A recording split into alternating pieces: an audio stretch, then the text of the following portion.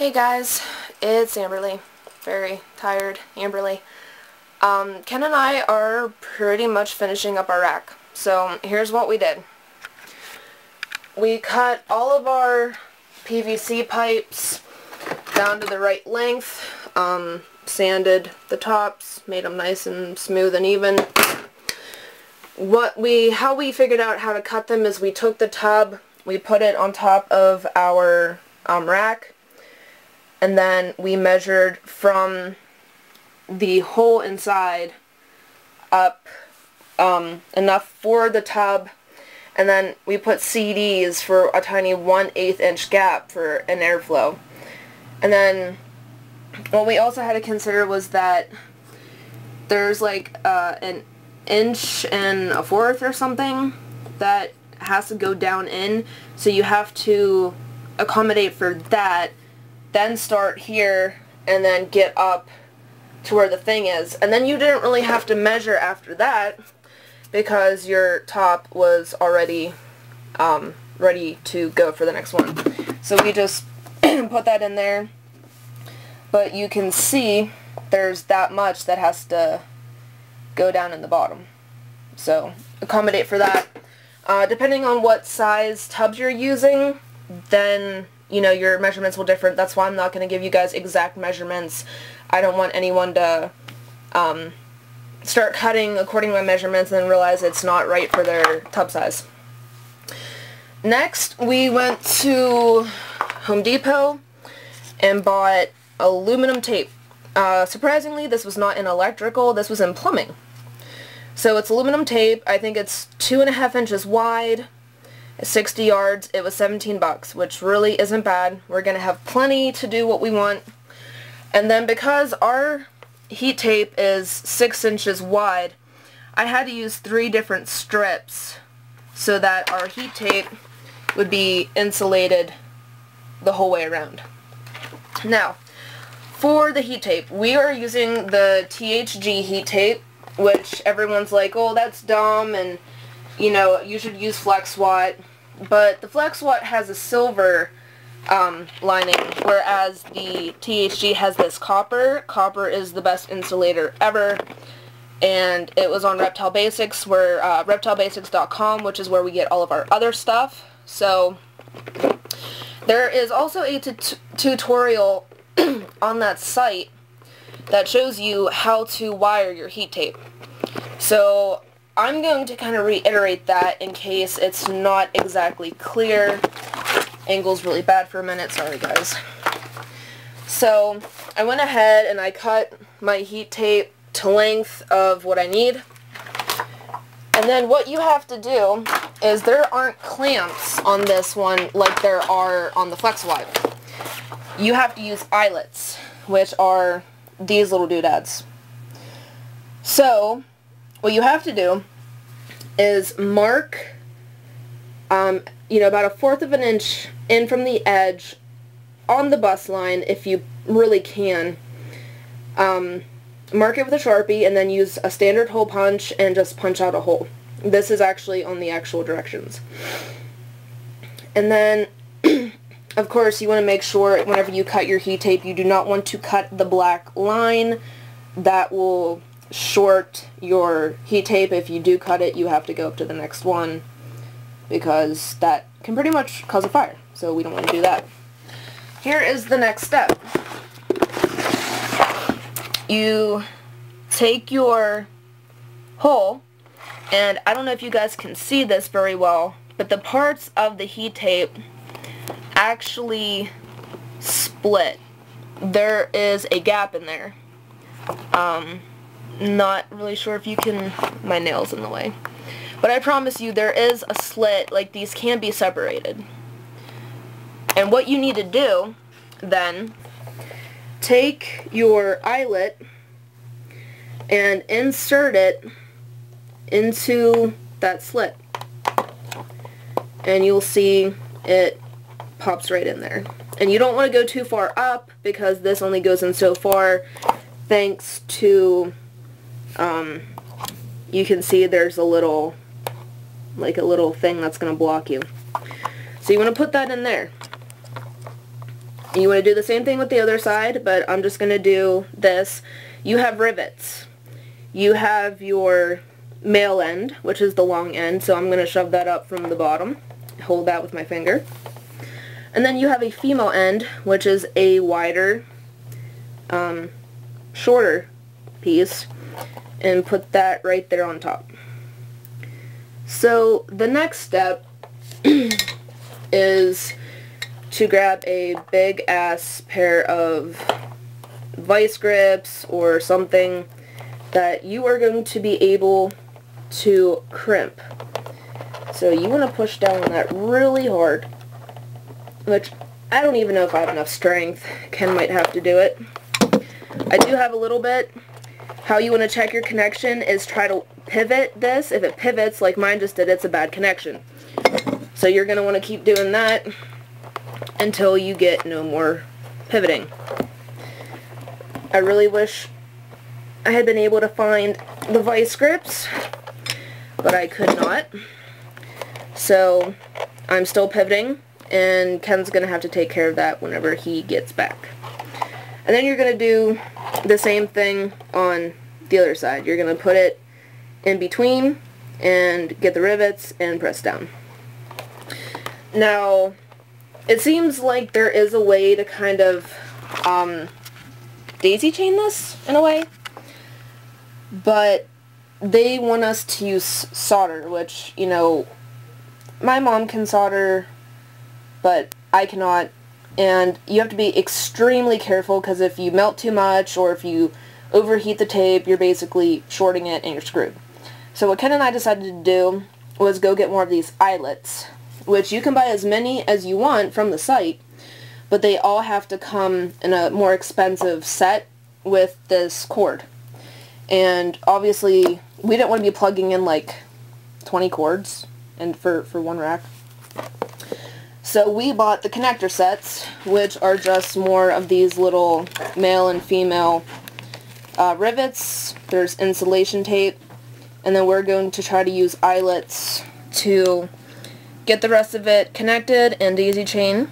So that'll be our next step. Alright guys, so I went ahead and crimped the eyelets and the rivets and added the special insulated tape they gave us. Now I'm working on sort of like daisy chaining the wires, because you can't wrap the heat tape all around the rack. You have to cut it off in strips, and then this strip will be on top, and then this one is connected to this one, which will be on the next level, and so on and so forth. So I'm going to show you guys how exactly I'm daisy chaining this together. So what we're looking at is our cord coming down. What we need to do is make sure it's going to be taut from the top to the bottom, but then we have to remember that that heat tape is going to go inside and the wire is going to be pulled in. So I probably want to make my wire cut about here. So I am going to do that. I am going to use this kind of all-in-one. It has wire cutters, crimpers, wire strippers, all the good stuff.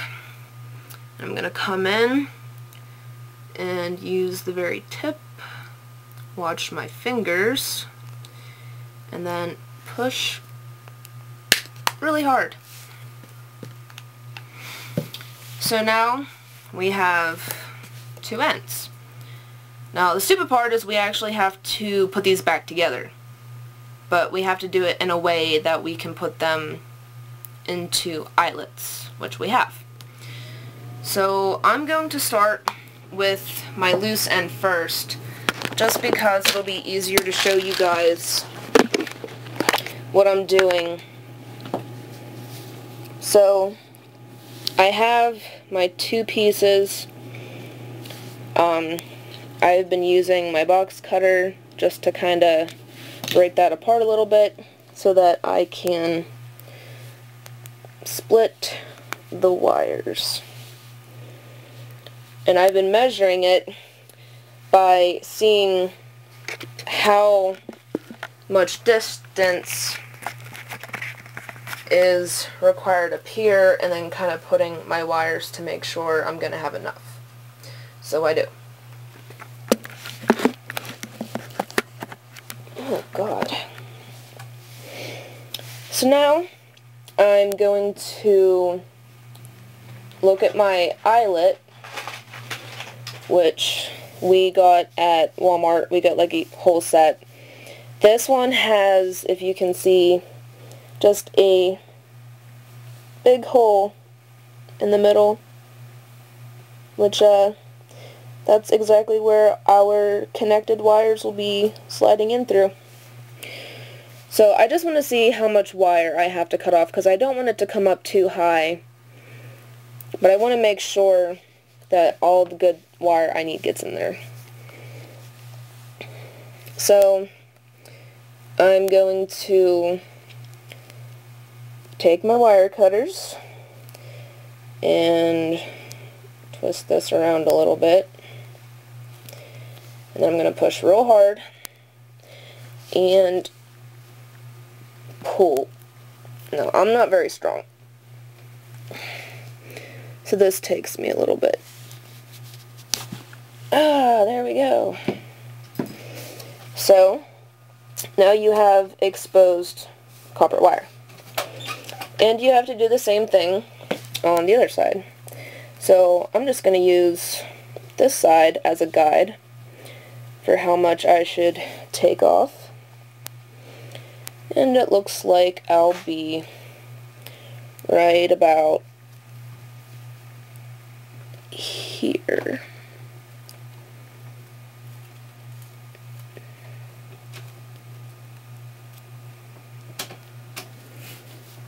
Yeah, that looks about right. And again, gotta push down really hard.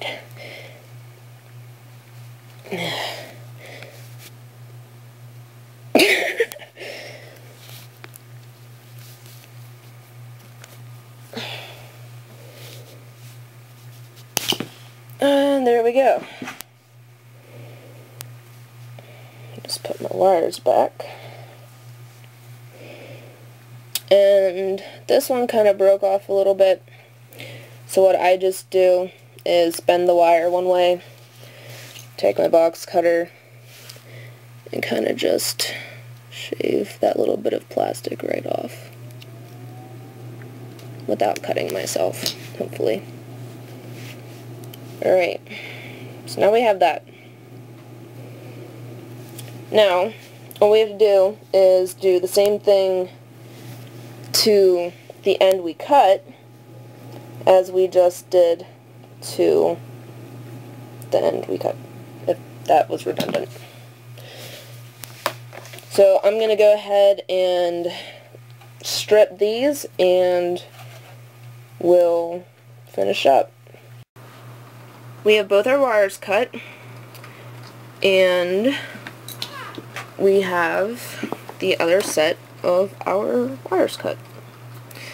So now what we're going to want to do is take the two strands and twist these wires together.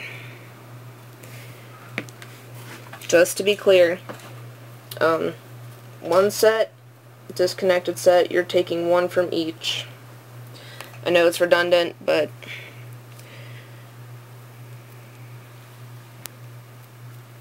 so we're going to just get them as close as we can.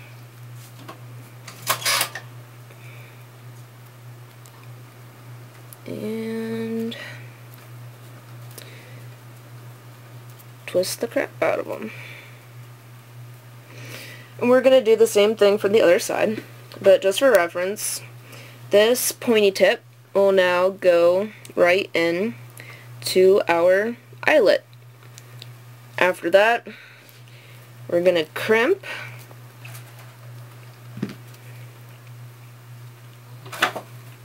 So let me get that on there a little bit better. I also have to remember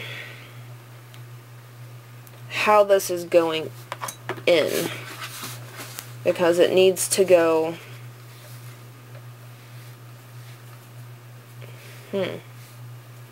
Yes, that is right. It actually needs to go in instead of out because of how we're putting down our heat tape. And it also has to matter kind of like which way the eyelet is facing for the easiest assembly. So we're going to get that on top of there. Grab our crimper, which is that slot with the 3 colors. I'm just going to grab it gently and then try to pull it down as much as possible and then squeeze the shit out of it. And we're going to do that the whole way up and down, because everything needs to be nice and secure so you don't set your house on fire. Now that we have one eyelet on, we're going to do the same to the other side. But before we do that, I want to grab just a little bit of electrical tape in case there happen to be any little bits of exposed copper wire. Just because I am really careful. You probably won't have to do this. The blue sheath you see around the eyelet is actually sort of insulator. We're going to be taping it in the those square these are insulated electrical tape that come from Reptile Basics. They're really good. But like I said, if you can see right there, there's just a little right there, there's just a little tiny bit that I get a little paranoid about. So I'm just going to wrap mine up in electrical tape because I kind of like my house and I like my snakes to be alive. We're just going to do the same thing, is make our hole, slip the eyelet inside, grab our rivets, male and female ends, clamp them down, and then we're going to cover that with the tape. As you can see, our rack is all put together. We moved the second rack over beside it so that we could have both racks regulated by the thermostat. And if you can see there, we got our snake this morning. I'll put up an unboxing video of her later. All of our bigger snakes are in the bigger rack. The girls get the biggest because they're the biggest. And then all of our little guys are in this one. Although that one still says Chester and he's no longer in there. So I need to take care of that. But this is what has taken Ken and I forever to get done. Alright, well, I hope you guys got some pointers out of this video. Maybe some ideas for your own rack. And again, we got this rack at Lowe's for about 50 bucks. Some tools you will need are like an automatic saw. We used a Zaw saw. You'll need crimpers, wire strippers, wire cutters, vice grips for the rivets, electrical tape, and heat tape and insulation tape from wherever you decide to buy your heat tape. If you get flex watt, you won't have to deal with the eyelets. You'll have a separate metal piece that sort of clamps into the plastic on the heat tape. We used the THG heat tape, so we had the eyelets. And that one is actually pre-made. It was about 250 bucks. Philomena's being silly. But it's totally well worth it. It came with the tubs. Everything was already hooked up and wired. And it was basically just take it out of the box and set it up, plug it in. So I feel like Ken and I may be buying a baby rack soon because we're hoping to get eggs this year. We already bought our Reptibator and Vermiculite, and we may be putting a baby rack maybe over in this corner, or kind of moving everything down a little bit because there's gaps. We can make it a little tighter. And if we do get a baby rack, we're probably going to go back to Reptile Basics and look for another pre-made.